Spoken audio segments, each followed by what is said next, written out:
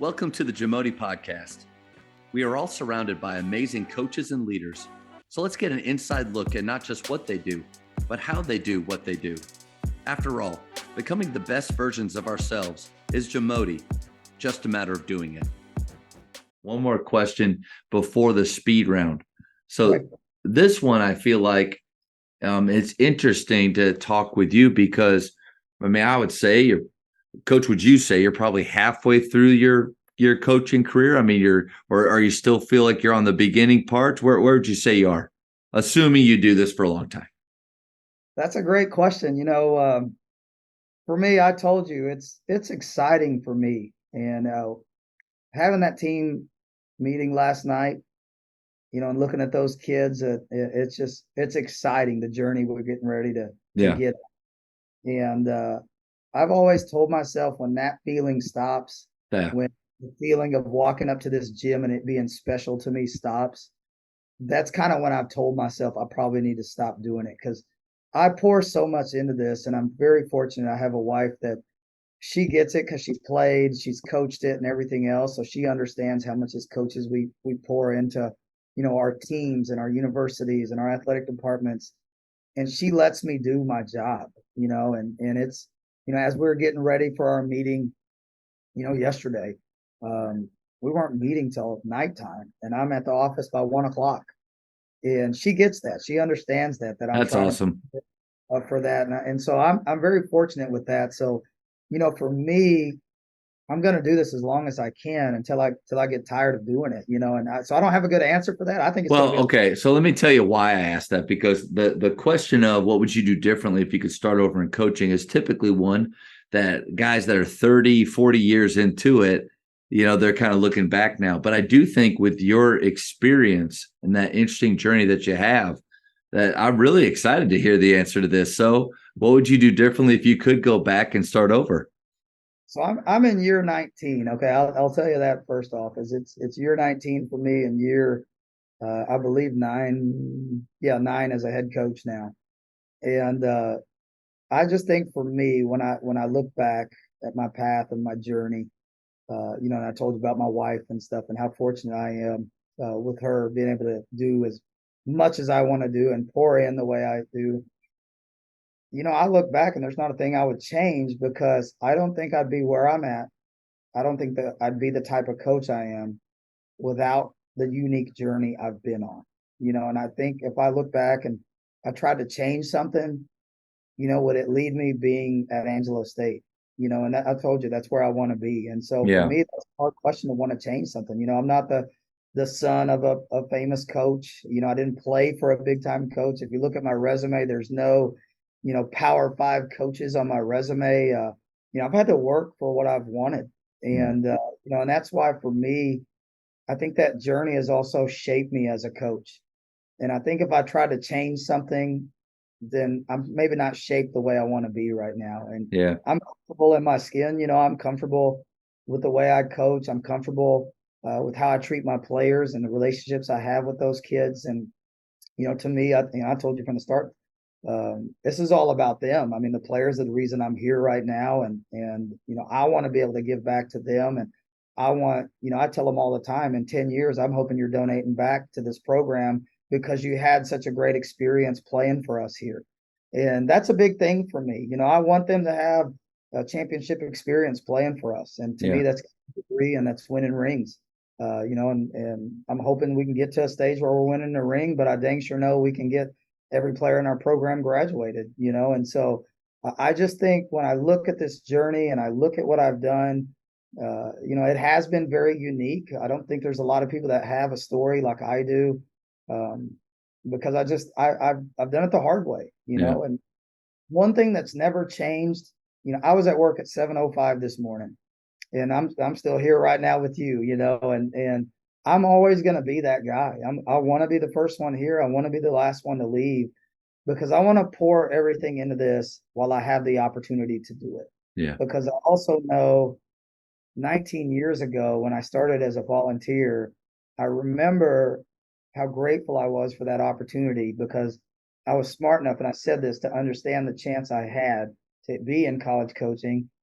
19 years later, I still understand the opportunity I have and how important it is for me, and that I'm going to give it everything I have every single day. I owe it to Angelo State. Angelo State took a chance on me. Yeah. President James Reed took a chance on me. And so, why do I do it? It's for them. Yeah. I want them to know, hey, I hired the right guy. I want them to know that I'm going to work my tail off for them. I'm going to work my tail off for my kids, my players, and make this experience as special as possible to them. And all roads for me wanted to lead to Angelo State, and I hope I'm here for 30 years. I hope I'm here as long as they'll allow me to coach here. I don't know. We'll see what this year looks like, but, I want to be here as long as they Yeah. do. That's why I think I'm very unique in that I think we all have an endpoint to where we go, hey, I want to coach here. And that's different for every coach. Yeah. Young coaches right now, it may be, hey, I want to coach at Duke someday, or I want to coach at Kansas someday, or I want to coach at, University of Texas someday. I don't know what it is. It may be Cedar Hill, for high school coaches. It may be Kimball, and I don't know what people go for. But for me, it was here. And I'm one of the unique people that, hey, I had this school in mind where I wanted to be, and I got here. How many people say, hey, I want to coach at this school, and they actually get to that school? And that's why I say this is such a unique story Yeah. for me, Yeah. that when you ask that question, I'm just like, nothing. There's nothing. I got a wife who loves what I do, who allows me to do my job the way I want to do it. My journey allowed me to meet her and have an awesome son that I hope he likes basketball. I don't know. He's got two parents that like basketball, so I don't know You just right put now. that ball in you just keep putting that ball in his hand. He'll be all right.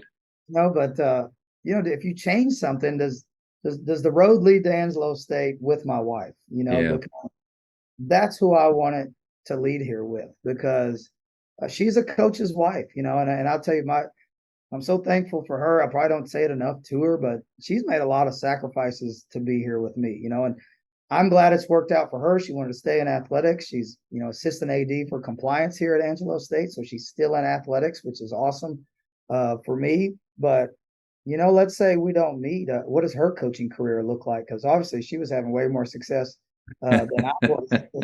She's the best coach of the family.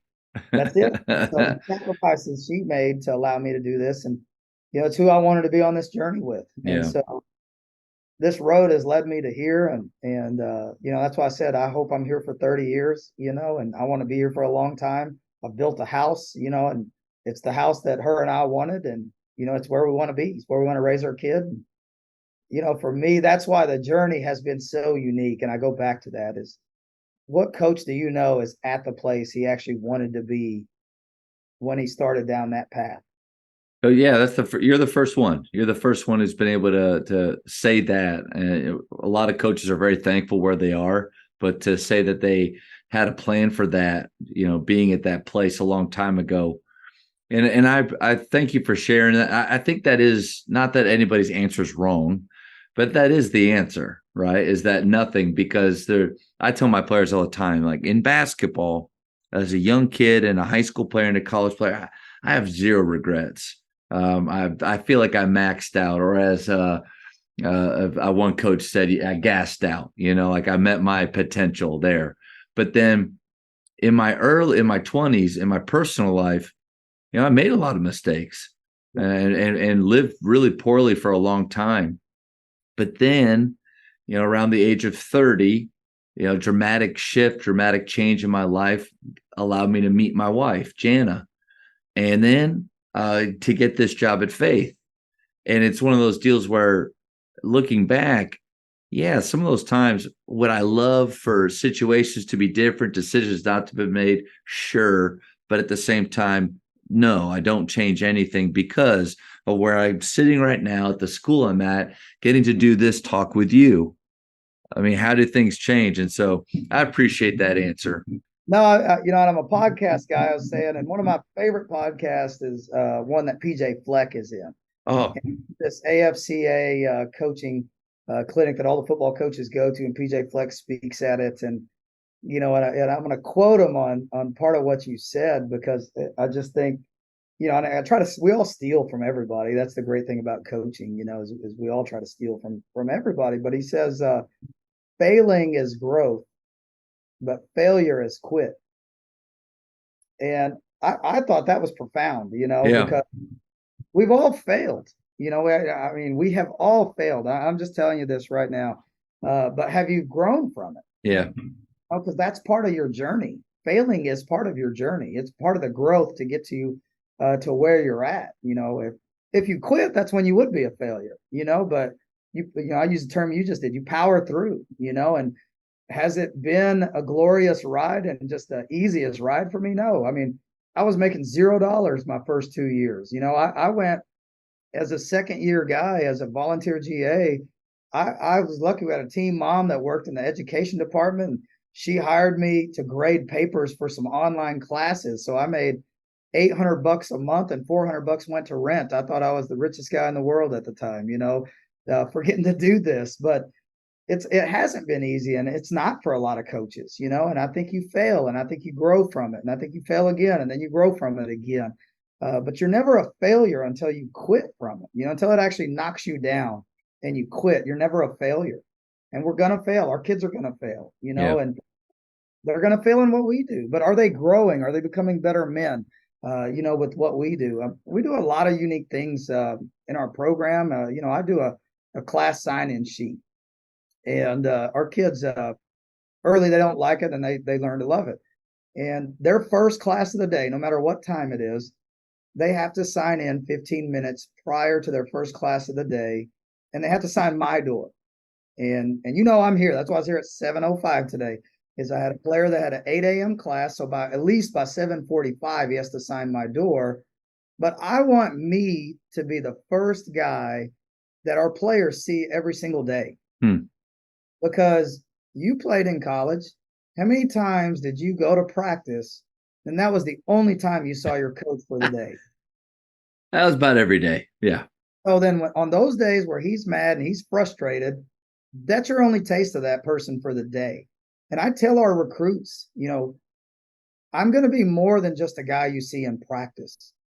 And so when we do this class sign-in sheet, one, it's to help them academically. I know they're awake. I know they're moving around. I know they're headed in the right direction for the day.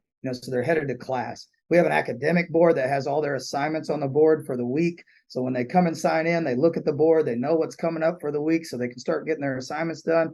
But I started that because I had part-time assistants. I didn't have time to go check classes, and I didn't have time. So I was like, how can I make them come to me? Yeah. And so I started this class sign-in sheet. Well, then it became so much more because my relationships grew even stronger with our kids because they're coming to my office every day. And guys that have class at, like our kid that had class at 8, he's in by 7:25 this morning. Doesn't have to be in until 7:45, but he's in at 7:25. So then he sits down and we're just talking for 20 minutes before he's heading to class. Yeah. And that happens with our staff, with our players. That happens with me as they come in.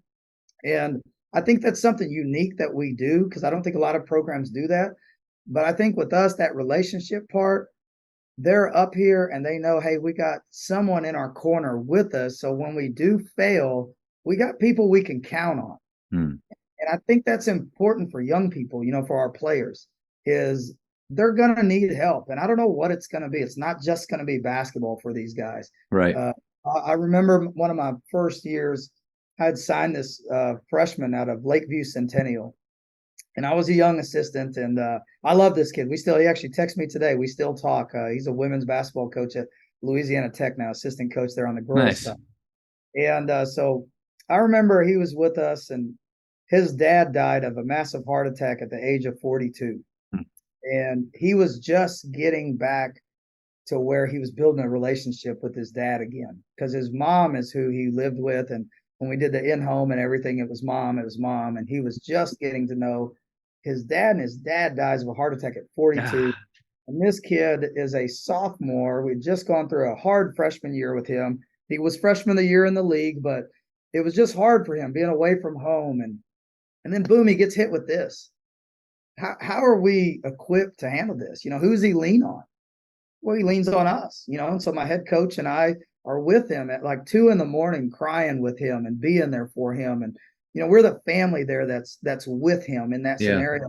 A lot of times, and I don't care what level it is of coaching, these kids lean on us as coaches. And they have to know that we're more than just basketball coaches. They have to know that we're people in their lives that they can count on. And so what started off as something I did because I had part-time assistants has led to so much more in our program. And it's what allows me to be able to coach hard and not ever have to worry, is that kid going to walk out the door? I mean, I've had coaches ask me, hey, what do you do in your preseason? And I'll tell them sometimes some of the stuff that we do, and it's challenging. I want it to be challenging. And they'll go, are you not afraid someone's going to quit? And my answer is always no, because if they quit, I got the wrong person in this program anyways. But I don't feel like they're going to quit because I think our coaches have a strong relationship with them outside of practice. And it Yeah. started with something as simple as that class sign-in sheet. They get to see me, whether it's 5 minutes a day, 20 minutes a day, 30 minutes a day, outside of practice at a minimum every day like that. And it's just something that strengthened our program so much, and it's something that I've stuck with ever since I was the head coach my very first year at Oklahoma City. I've never went away from that. Now I'm at a place where I'm a little bit more spoiled. I have a bigger staff that can go out and do a lot more things, and we're still doing it because I understood how much more came from that. Yeah. And I think when we talk about failure, you and I are talking about growth, because I think that's where, when we're talking about our journey to where we're at, who was there for you when you were failing as a coach? You called a mentor, you called somebody you leaned on. And I try to take it with our players. Who's going to be there for our players when they fail? Yeah. Do they trust you enough? Do they have the relationship enough that you're going to be their call, that you're going to be their text, that you're going to be their meeting if they walk in with you, that you can be the guy to help them through failure? And I just think everyone's journey is so different. In the real game is life. It's not basketball, but everyone's journey is so different in the game of life that they got to understand that, hey, we're going to fail. And that may be a loss. That may be a loss of a loved one. That may be whatever. We can define it in a lot of different ways. But then do we grow from it? Do we learn from it? And whether it's a mistake that they made, whether it's a loss of someone, or how do you grow from it? How do you get better? And I think as coaches, when we've failed, what do you do when you lose a game? You're up all night, you're watching film, or you're up early the next day, you're watching film. What are you doing? You're trying to grow, you're trying to get better so you don't taste defeat again. But we're growing, we're doing something to grow. And so I love that quote by PJ Fleck because of that, because I think it, not just with sports, but it encompasses so much more with life, is, man, failing is growth, and you're not a failure until you quit. And so I don't care if you win a lot of games or lose a lot of games, you're not a failure until you quit at this thing. You quit on these kids, you quit on your job, you quit on a marriage, whatever it might be. But, what is failure? And so I love that. I love that podcast. It'd be one I suggest for you. I know you wrote my book down, and I love that book. I tell you, it's the only book I've read in the last probably 5 years. But PJ Fleck's podcast is just, I think it did a lot for me as far as self-reflection. Some of the things he had to say in that is it did a lot. And I think if you trust yourself and you're true to yourself, those are the things that help you along the way as a coach get through some of those failures. Is trust in yourself, because, man, I could have quit when we won 10 games at Northwestern. Yeah. But I took that team through COVID. I mean, I could have said, hey, maybe I'm not cut out for this. Maybe I can't do this. And it's just not for me. Maybe I'm not a good enough coach. But instead, what do? I mean, I started looking for different things. I read a book. I was looking for different ideas. I was growing. I was learning as a coach. That helped me have the season to get to here, and Brad Franz, who's the athletic director there at Northwestern, I told you, he took a chance on me to go to Northwestern, and I didn't want to fail him. I wanted to work my tail off for him. And he helped me, and he's a reason I'm here. And Jim Abbott, my AD at Oklahoma City, is a reason why I'm here. And I go all the way back, and you look at all the people that's helped you along the way. They've not just helped you get to where you're at, they've helped you grow and become the person you are today. And so I still I talked to Brad Franz last night for 40 minutes, and I'm not even working for him anymore, because he Nice. became a closer friend when I left Northwestern. And so, it's just been awesome. I've worked for great administrators. When I worked at Oklahoma City, because of traffic, I lived in Edmond, and I got there at 7:15 every day. I had to leave at 6:45 to get there. There was two people at work every day, and it was Jim Abbott and Kelly Perry. Jim Abbott was our athletic director. Kelly Perry was our associate AD. When I got to Northwestern, and I'm doing the same thing there, I'm there early every morning. There's one guy there, and it's Brad Franz, our athletic director. When I get to work at Angelo State, the guy that's here at 8 a.m. or before every morning is James Reed, our athletic director. And so I've been fortunate. I've worked at places where the people I work for work just as hard. Yeah.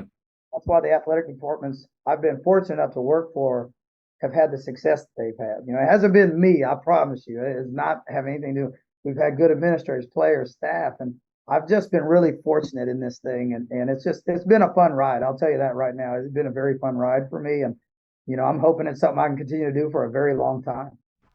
Thank you for checking out today's episode.